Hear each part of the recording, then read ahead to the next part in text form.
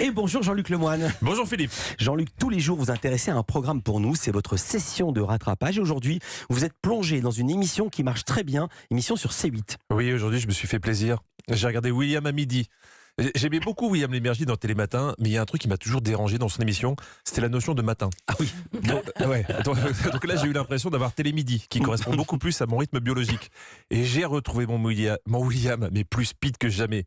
Même dans la présentation du sommaire, il n'y a plus de transition. Réponse avec notre avocat, Maître Roland Pérez. Moustique, guêpe et encore araignée. Vous adorez ça. Non, il faudrait mettre des virgules quand même, car à un instant j'ai cru que Roland Pérez aimait manger des moustiques et des araignées.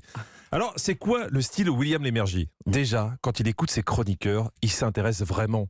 Prenez-en de la graine, Philippe. Vous qui préférez envoyer des sextos pendant ma rubrique. William, il est avec ses chroniqueurs, il leur parle. Enfin, pour être tout à fait honnête, il fait plus que parler. T'as l'impression qu'il les a pris en consultation et qu'il est médecin.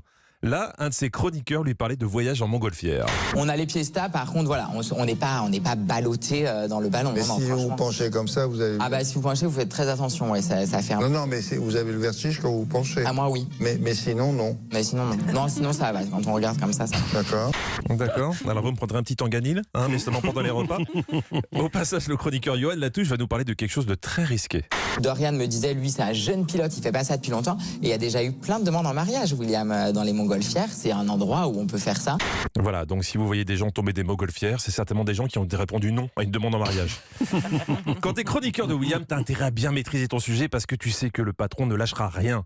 Là, le nutritionniste de l'émission parlait des aliments qui nous permettent d'atteindre le plus vite la satiété. Quand vous prenez par exemple un yaourt et un fromage blanc, à égalité, c'est-à-dire ils ont la même valeur calorique, le fromage blanc va plus rassasier que le yaourt. Voilà, ça me paraît clair. C'est bien. C'est pas l'extrait le plus drôle que j'ai mis dans l'histoire de cette chronique.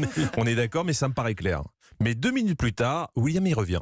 Vous avez cité le fromage, redites-nous ça. Oui, alors vous prenez un fromage blanc, la même valeur calorique, c'est-à-dire 100 calories également, mais le fromage blanc va plus vous caler que le yaourt.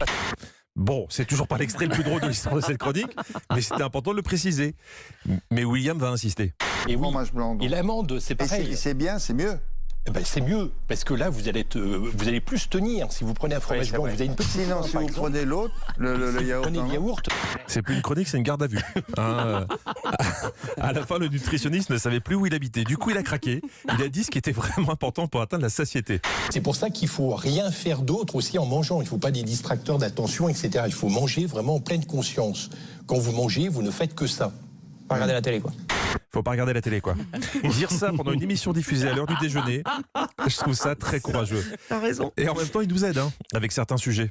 Donc il y a cette constipation qui va devenir dure, cet amas de matière, ça va devenir dur, mais comme de la pierre, et ça fait ce qu'on appelle un fécalome. Un fécalome à 13h. Moi, j'ai reposé mon endive au jambon. J'étais pas prêt. Mais c'est ça que j'aime dans William à midi. Tu apprends des trucs. Pour une fois, un animateur se met à notre place. S'il y a une question à poser, il la pose. S'il y a une nouvelle technologie à nous faire découvrir, William nous prend par la main et nous explique. Le wok. Le wok, très bien. Moi, C'est bien je ça. suis favorable au wok.